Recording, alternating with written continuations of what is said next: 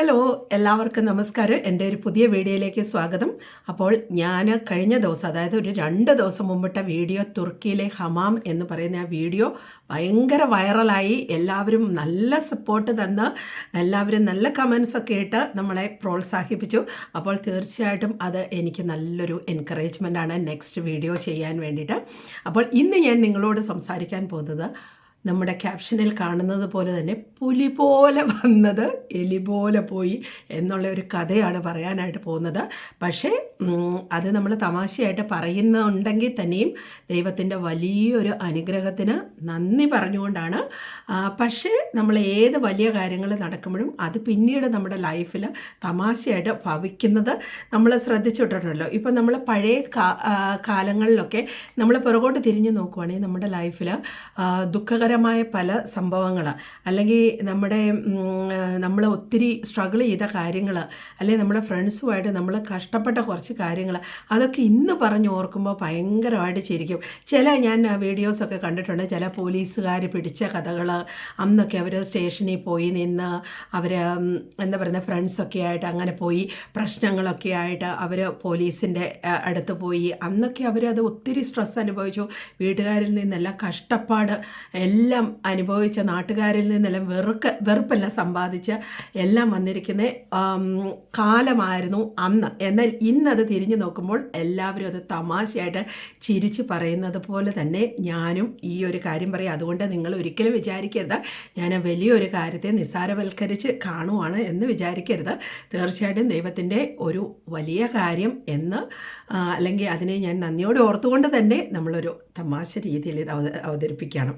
അപ്പോൾ നിങ്ങളെല്ലാം അറിഞ്ഞു കാണുമല്ലോ, അയർലൻഡിൽ റെഡ് അലേർട്ട് എന്ന് പറയുന്ന ഒരു സംഭവം നമുക്ക് ഇന്നലെ മുതൽ അയർലൻഡിൽ പ്രാബല്യത്തിലായിരുന്നു. അതായത് റെഡ് അലേർട്ട് എന്ന് പറഞ്ഞു കഴിഞ്ഞാൽ വലിയ ശക്തമായ കൊടുങ്കാറ്റ് വീശുവാനായിട്ട് പോവുകയാണ് എന്നെല്ലാം പറഞ്ഞ് എന്താ പറയുന്നത്, അതിൻ്റെ വരാഴികയെപ്പറ്റി, റോഡ് പിളർന്നു പോകും, മരങ്ങൾ എല്ലാം മറിഞ്ഞു വീഴും, കെട്ടിടങ്ങളെല്ലാം തകർന്നു പോകും, വൈദ്യുതിയെല്ലാം നിലയ്ക്കും, കുടിവെള്ളം കിട്ടാതാകും എന്ന് വേണ്ട എല്ലാം ഇവിടെ ഭയങ്കരമായിട്ട് അനൗൺസ് ചെയ്ത് ആകപ്പാടെ മനസ്സിന് വല്ലാത്തൊരു ഭാരവും പേടിയും വന്ന ഒരു സമയമാണ്.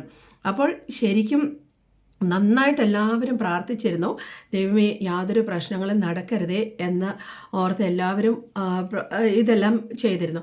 പക്ഷേ എന്താ പറയുന്നത്, അപ്പം ഗവൺമെൻറ് എല്ലാവരോടും പറഞ്ഞിട്ടുണ്ട്, നിങ്ങൾ വീട്ടിലിരിക്കണം, പുറത്തിറങ്ങാൻ പാടില്ല.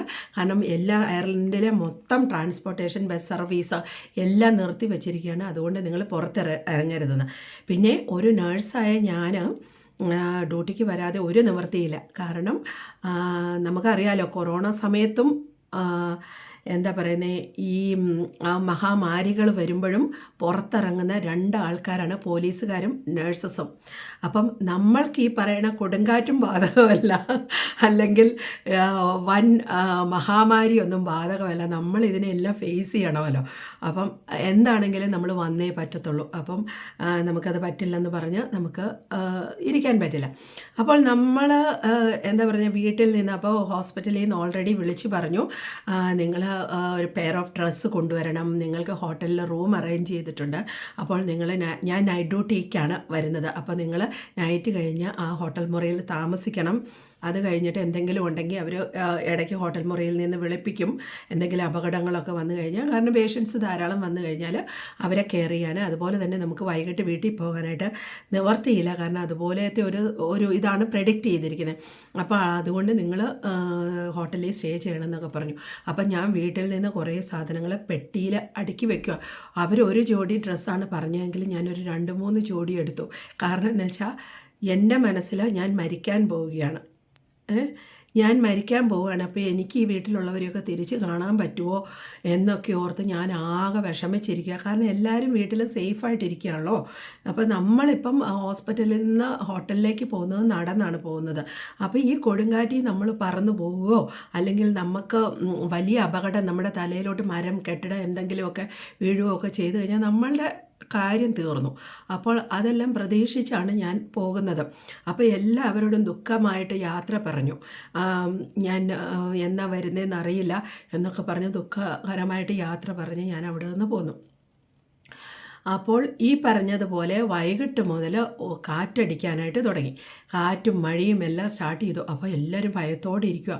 അപ്പം നമ്മുടെ ഹോസ്പിറ്റലിലെ എല്ലാ പേഷ്യൻസിനെയും തന്നെ നടക്കാൻ പറ്റാവുന്ന രോഗികളെയും സഹിക്കാൻ പറ്റാവുന്ന അസുഖങ്ങളുള്ളവരെയും എല്ലാം ഡിസ്ചാർജ് ചെയ്ത് വീട്ടിൽ വിട്ടു.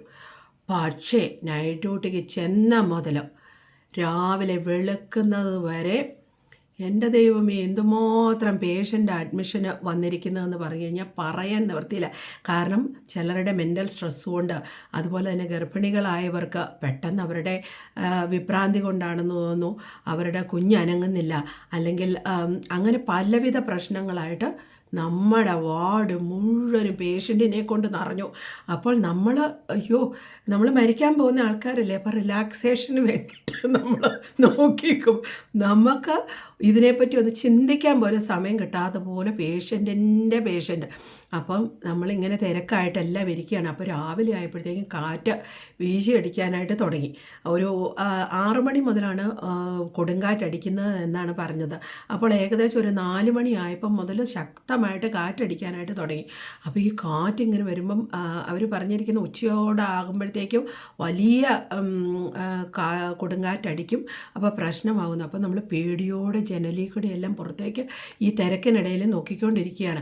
കാരണം നമ്മൾ എങ്ങനെ പുറത്തിറങ്ങും, അയ്യോ നമ്മളിവിടെ കുടുങ്ങിപ്പോയോ, നമുക്കിനി വീട്ടുകാരെ ഒന്നും കാണാൻ പറ്റുകയില്ലേ എന്നൊക്കെയുള്ള ചിന്തയിൽ നമ്മൾ അവിടെ നിൽക്കുക. അന്നേരമാണ് ഞാൻ ഓർത്തത് പണ്ടത്തെ ഒരു Y2Kയുടെ ഒരു കഥ. എനിക്കൊന്ന് ഇതിൽ കുറച്ച് പേർക്കെങ്കിലും അറിയാമായിരിക്കും. 2000-ലെ ലോകം അവസാനിക്കാൻ പോവുകയാണ്.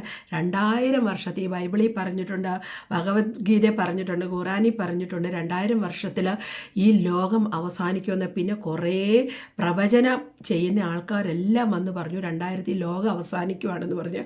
അന്നും ഈ പറഞ്ഞതുപോലെ ഞാൻ ഡ്യൂട്ടിയിലുള്ള ഒരു സമയമായിരുന്നു. അപ്പം അത് വർഷങ്ങൾക്ക് മുമ്പാണല്ലോ.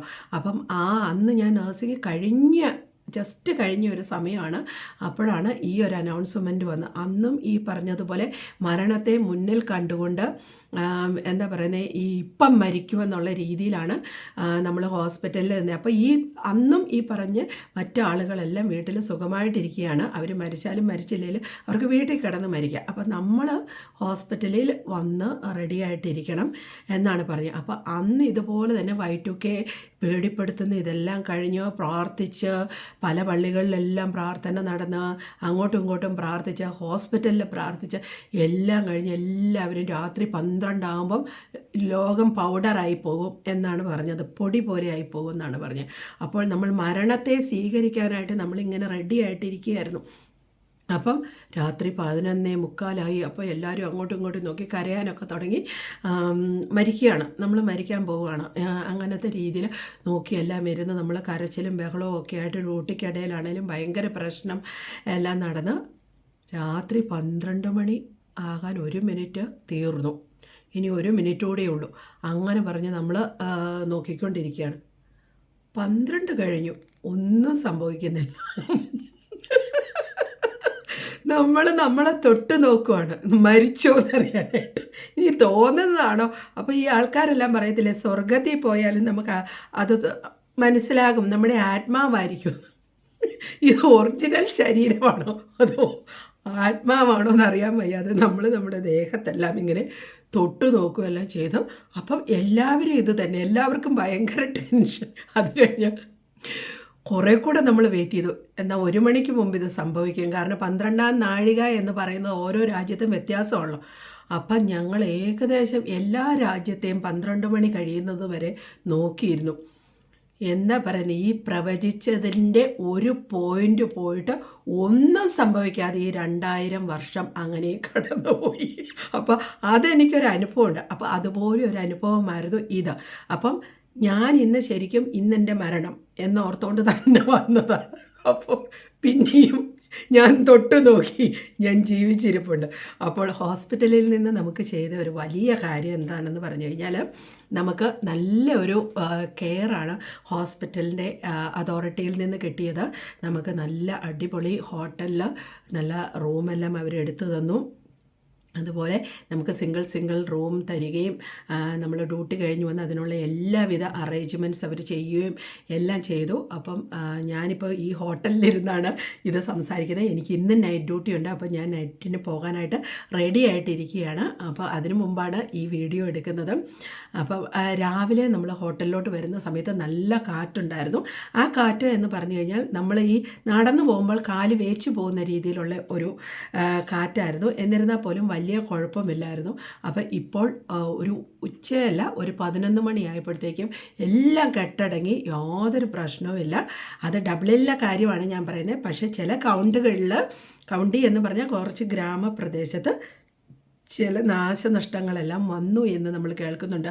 മരം എന്തോ ഒടിഞ്ഞു വീഴുകയോ, അതുപോലെ തന്നെ ഏതോ ഒരു കെട്ടിടത്തിൻ്റെ ഓട് പറന്നു പോവുകയോ, അല്ലെങ്കിൽ ആളപായം ഒന്നും സംഭവിച്ചിട്ടില്ല.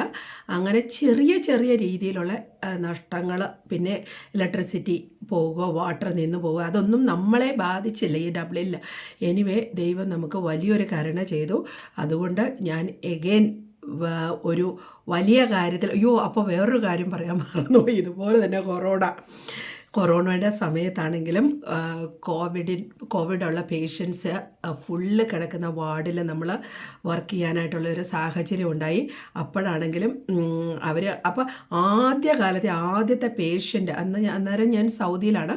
അപ്പോൾ ആദ്യത്തെ പേഷ്യൻ്റ് നമ്മളുടെ ഒരു എന്താ പറയുന്നത്, മക്കയിലോ എവിടെയോ ഒരു സ്ഥലത്താണ് ആദ്യത്തെ പേഷ്യൻ്റ് ഐസൊലേറ്റ് ചെയ്തത്. അപ്പോൾ അന്ന് നമ്മുടെ ഇൻറ്റേർണലി ഇമെയിൽ വന്നിട്ടുണ്ട്, ഈ ഒരു പേഷ്യൻറ്റിനെ ടേക്ക് കെയർ ചെയ്യുന്ന നേഴ്സസിന് ഒരു ദിവസം 5000 റിയാൽ വെച്ചിട്ട് നമുക്ക് പേയ്മെൻറ്റ് തരുന്നതാണെന്ന്. അപ്പം കുറേ പേര് അതിന് തയ്യാറായി പോകാനായിട്ട്. കാരണം മുന്നും പിന്നും നോക്കാതെ കഷ്ടപ്പാടുള്ള കുറേ പേര് തയ്യാറായി. അതിൽ തയ്യാറായി പോയ ഒരു ഫിലിപ്പിനോ നേഴ്സിനെ ഞാൻ ഇപ്പോഴും ഓർക്കുന്നു. അവർ അവിടെ ചെന്ന് ഒരു 15-20 ദിവസത്തിനുള്ളിൽ അവർ മരണപ്പെട്ടു, പേഷ്യൻ്റ് മരിച്ചു. അപ്പോൾ അങ്ങനെയൊരു സമയമുണ്ടായിരുന്നു. അപ്പോൾ ഞങ്ങളും ഇതുപോലെ തന്നെ കോവിഡ് പേഷ്യൻ്റ് അന്നൊക്കെ മരണം സംഭവിക്കുന്ന ഒരു സമയമല്ലേ. അപ്പോൾ ഇതുപോലെ തന്നെ മരണത്തെ മുഖാമുഖം കണ്ട് അതിൽ നിന്ന് ദൈവം നമുക്ക് രക്ഷ തരുവാണ് ചെയ്തത്. അപ്പോൾ പക്ഷേ അന്നാണെങ്കിലും നമ്മൾ ചെയ്ത ഓരോ കാര്യങ്ങളും പുറകോട്ട് തിരിഞ്ഞു നോക്കുമ്പോൾ നമുക്ക് ശരിക്കും പറഞ്ഞു കഴിഞ്ഞാൽ ഇന്നത് തമാശയായിട്ട് തോന്നുന്നു. അന്ന് എത്രമാത്രം മരണത്തെ മുമ്പിൽ കണ്ടു, എത്രമാത്രം നമ്മൾ മരിക്കാൻ റെഡി ആയിക്കൊണ്ടാണ് ഓരോ പേഷ്യൻറ്റിൻ്റെ അടുത്തേക്ക് നമ്മൾ പോയിക്കൊണ്ടിരുന്നത്. കാരണം എല്ലാവരും ദൂരെ ഓടി മാറുന്ന സമയത്ത് പോലും നമ്മൾ മുഴുവൻ ഫുൾ PPE ഇട്ട് എത്രയോ മരണങ്ങൾ നമ്മുടെ മുമ്പിൽ കണ്ടു. ഇതൊരു തമാശയായിട്ടല്ല ഞാൻ പറയുന്നത്, എന്നിരുന്നാൽ പോലും പറയുന്നതാണ്. ദൈവത്തിന് ഓരോ സമയത്തും നമ്മളെപ്പറ്റി ഓരോ പ്ലാനുണ്ട്. ചിലപ്പോൾ ഈ മഹാമാരി യാതൊരു ബുദ്ധിമുട്ടും കൂടാതെ നമ്മൾ വെറുതെ ഇരിക്കുമ്പോഴായിരിക്കും നമ്മൾ മരണപ്പെടുന്നത്. അപ്പം ഞാൻ ഈ ഒരു വീഡിയോയിൽ നിന്ന് എനിക്ക് എല്ലാവരോടും പറയാനുള്ള ഒരു മെസ്സേജ് എന്ന് പറയുന്നത്, നമുക്ക് ഏത് മഹാമാരിയാണെങ്കിലും ഏത് അപകടമാണെങ്കിലും ഏത് രീതിയിൽ എങ്ങനെ അനൗൺസ് ചെയ്തെന്ന് പറഞ്ഞാലും നമുക്കെന്നൊന്ന് മരിക്കാനായിട്ട് ദൈവം ഒരു ദിവസം വെച്ചിട്ടുണ്ട്. ആ ദിവസത്തിൽ ചിലപ്പം യാതൊരു പ്രശ്നവും കൂടാതെ നമ്മൾ ഈ ലോകത്തെ വിട്ടു പോകേണ്ടതായിട്ട് വരും. അപ്പോൾ അതിനെപ്പറ്റി ഓർത്ത് നമ്മൾ ഭയപ്പെടേണ്ട എന്നുള്ള ഒരു മെസ്സേജാണ് എനിക്ക് 3-4 ഇൻസിഡൻറ്റിൽ നിന്നും നമുക്ക് കിട്ടിയിരിക്കുന്നത്. അപ്പോൾ നമ്മുടെ ചുറ്റുവട്ടത്തുള്ള ആളുകളെ നോക്കുമ്പോഴത്തേക്കും അവർ എന്താ പറയുന്നത്, യാതൊരു കാര്യവുമില്ലാതെ യാതൊരു അസുഖങ്ങളും ഇല്ലാതെ പെട്ടെന്ന് മരണപ്പെടുന്നതായിട്ട് കാണുന്നുണ്ട്. അപ്പോൾ ഇത് ഞാൻ എന്താ പറയുന്നത്, ഒരു തമാശയല്ല. എന്നിരുന്നാൽ പോലും നമ്മുടെ കഷ്ടപ്പെട്ട അനുഭവങ്ങൾ പുറകോട്ട് നോക്കുമ്പോഴത്തേക്കും ഭയങ്കര എന്താ പറയുന്നത്, ഇന്ന് അത് ഒരു തമാശയായിട്ട് തോന്നും.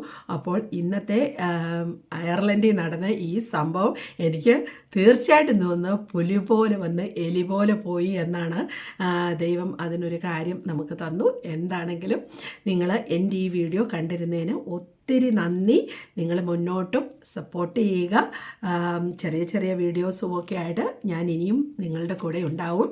അപ്പോൾ ഞാൻ ഈ വീഡിയോയുടെ ബാക്കിയായിട്ട് നമ്മുടെ ഈ ഹോസ്പിറ്റലിൻ്റെ ചുറ്റുപാടുമുള്ള സ്ഥലങ്ങളും അതുപോലെ തന്നെ ഞാൻ താമസിച്ച ഹോട്ടലിൻ്റെ കുറച്ച് ക്ലിപ്സൊക്കെ ഇടുന്നുണ്ട്. അപ്പോൾ നിങ്ങൾക്കും ഒന്ന് കാണാൻ പറ്റുമല്ലോ. അപ്പോൾ അതിന് വേണ്ടിയിട്ടാണ്. ഓക്കെ, ശരി. അപ്പോൾ ബായ്, ഞാൻ ഡ്യൂട്ടിക്ക് പോകട്ടെ.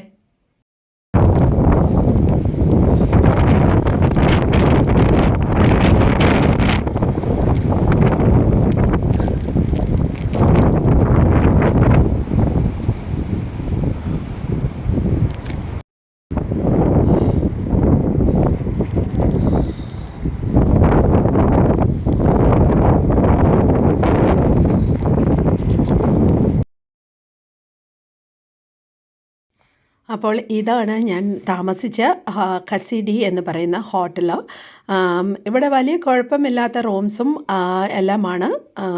നമ്മുടെ ഹോസ്പിറ്റലിൻ്റെ ഓപ്പോസിറ്റ് ആയിട്ടുള്ള ഒരു ഹോട്ടലാണ്. അപ്പോൾ നമുക്ക് വാക്കബിൾ ഡിസ്റ്റൻസ് മാത്രമേ ഉള്ളൂ. അപ്പോൾ നിങ്ങൾ കണ്ടല്ലോ നമ്മൾ വഴിയിൽ വരുന്ന ആ സമയത്തുള്ള കാറ്റിൻ്റെ ഒരിത്. പക്ഷേ അതത്ര ശക്തമായിട്ടുള്ള കാറ്റല്ല. നമ്മൾ നടന്നു പോകുമ്പോൾ കാല് വേച്ച് പോകുന്ന രീതിയിലുള്ള ഒരു തരം കാറ്റാണ്. അല്ലാതെ വേറെ ഒരു ഡാമേജും ഇല്ല. വഴിയെല്ലാം നിങ്ങൾ കണ്ടല്ലോ, വിജനമായിട്ടുള്ള ഒരു വഴിയാണത്. ഒരാളുകളും പുറത്തിറങ്ങിയിട്ടില്ല. ആകെപ്പാടെ നമുക്ക് കാണാം 1-2 ടാക്സി മാത്രം ഓടുന്നതായിട്ട് കാണാം എമർജൻസിയിൽ. അപ്പോൾ നൈറ്റ് കഴിഞ്ഞ് വന്നപ്പോൾ എനിക്ക് ഈ റൂം കണ്ടപ്പം തന്നെ ഭയങ്കര സന്തോഷമായി. നമുക്ക് നല്ല സൂപ്പറായിട്ട് കിടന്നുറങ്ങാമല്ലോ എന്ന്. അപ്പോൾ ആ കൂടെ തന്നെ നമുക്കൊരു പേടിയും വന്നു. ഈ ഹോട്ടലിൽ ഇനി കാറ്റടിച്ച് എന്തെങ്കിലും വന്നാൽ നമ്മൾ ഉറക്കത്തിനിടയിൽ നമുക്ക് എന്തെങ്കിലും സംഭവിക്കുമോ എന്നുള്ള പേടി. അപ്പോൾ ശരി ഫ്രണ്ട്സ്, ഞാൻ ഡ്യൂട്ടിക്ക് പോവുകയാണ്. അപ്പോൾ അടുത്ത വീഡിയോയിൽ നമുക്ക് കാണാം.